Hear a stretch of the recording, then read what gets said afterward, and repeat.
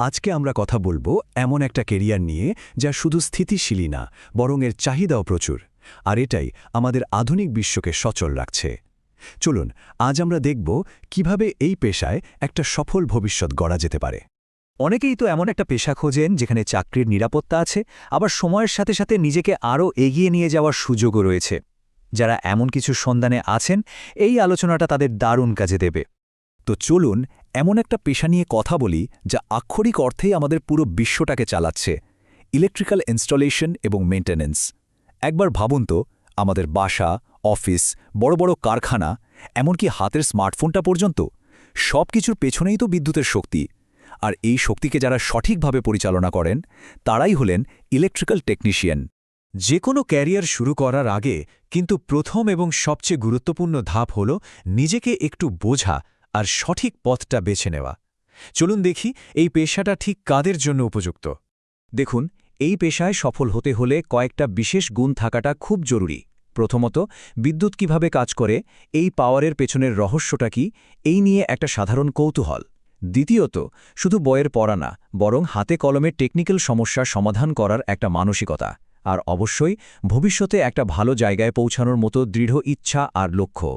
আগ্রহ তো না হয় থাকলো, কিন্তু আসল দক্ষতাটা আসবে কোত্থেকে? এর জন্য দরকার একদম সঠিক প্রশিক্ষণ আর একটা প্রাতিষ্ঠানিক স্বীকৃতি বা সার্টিফিকেট যা আপনার দক্ষতার প্রমাণ দেবে। একটা ভালো আধুনিক প্রশিক্ষণের কিন্তু তিনটা মূল স্তম্ভ থাকে। এক, সরকারিভাবে অনুমোদিত বিটিপি বা এনএসডিএ সার্টিফিকেট। এটা কিন্তু দেশে বিদেশে সব জায়গায় চাকরির জন্য প্রায় অপরিহার্য। দুই, হাতে কলমে প্র্যাকটিক্যাল কাজ, যেমন ধরুন ওয়্যারিং বা প্যানেল বোর্ডের কাজগুলোতে একেবারে দক্ষ হয়ে ওঠা।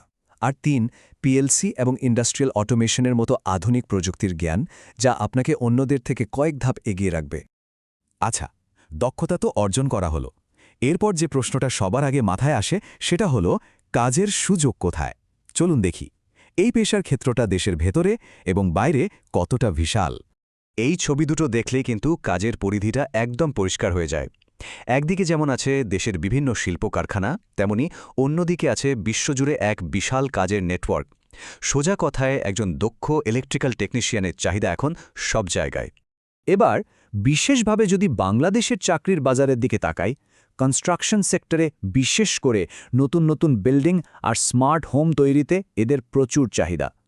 শিল্প খাতে যেমন ধরুন টেক্সটাইল, গার্মেন্টস আর স্পেশাল ইকোনমিক জোনগুলোতেও কিন্তু একই অবস্থা। আর পাওয়ার সেক্টরের কথা তো বলাই বাহুল্য, সরকারি বেসরকারি সব বিদ্যুৎ উৎপাদন কেন্দ্রেই দক্ষ টেকনিশিয়ান সবসময় দরকার। শুধু দেশেই না, দেশের বাইরেও কিন্তু সুযোগের কোনো শেষ নেই। মধ্যপ্রাচ্যের দেশগুলো যেমন সৌদি আরব, কাতার বা মিশরে বাংলাদেশি টেকনিশিয়ানদের চাহিদা অনেক। সিঙ্গাপুরে কনস্ট্রাকশন আর মেরিন সেক্টরে প্রচুর কাজের সুযোগ আছে। আর ইউরোপের জার্মানি বা পোল্যান্ডের মতো দেশগুলোতে তো রীতিমতো উচ্চ বেতনে চাকরির হাতছানি অপেক্ষা করছে। এবার আসি সেই আসল কথায়, যেটা কম বেশি সবার মনেই ঘুরপাক খায়। বেতন কেমন আর ভবিষ্যতের সম্ভাবনাটাই বা কি? এই চার্টটা দেখলে আয়ের সম্ভাবনা নিয়ে একটা পরিষ্কার ধারণা পাওয়া যাবে। বাংলাদেশে একজন নতুন টেকনিশিয়ান হিসেবে ক্যারিয়ার শুরু করলে বেতন হতে পারে মাসিক 18 থেকে 25,000 টাকা। অভিজ্ঞতা বাড়ার সাথে সাথে সিনিয়র পর্যায়ে এটাই কিন্তু 50 থেকে 70,000 টাকা পর্যন্ত হতে পারে। আর দেশের বাইরে যেমন ইউরোপ বা মধ্যপ্রাচ্যে গেলে তো কথাই নেই, এই আয়টা তখন সহজেই 80,000 থেকে 2.5 লাখ টাকা বা তারও বেশি হতে পারে।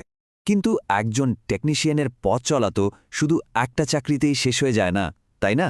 আর পদের বাইরেও নিজের ক্যারিয়ারকে আরও অনেক বড় করার সুযোগ কিন্তু এখানে আছে।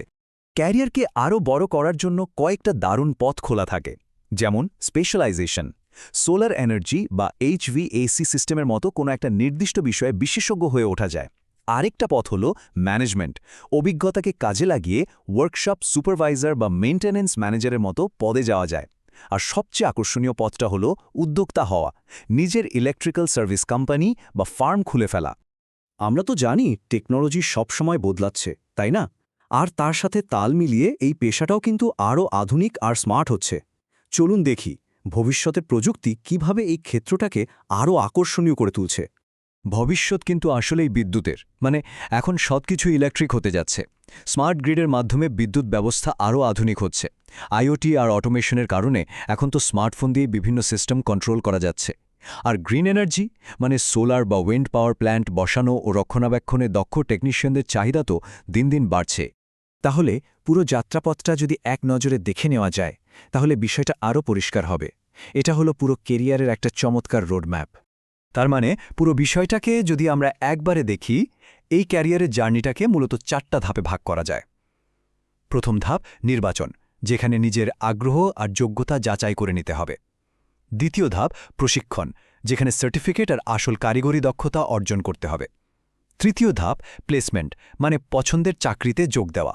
আর সবশেষ চতুর্থ ধাপ সম্প্রসারণ, যেখানে নেতৃত্ব দেওয়া বা নিজের ব্যবসা শুরু করার দিকে এগিয়ে যাওয়া যায়। তাহলে শেষ করার আগে একটা প্রশ্ন রেখে যাই, বিদ্যুৎ চালিত এই আধুনিক বিশ্বে যেখানে প্রতিটা মুহূর্তে আমাদের বিদ্যুৎ দরকার, সেখানে নিজের ভবিষ্যৎ নিজের হাতে গড়ার জন্য আমরা কি প্রস্তুত? ব্যাপারটা কিন্তু ভাবার মতো।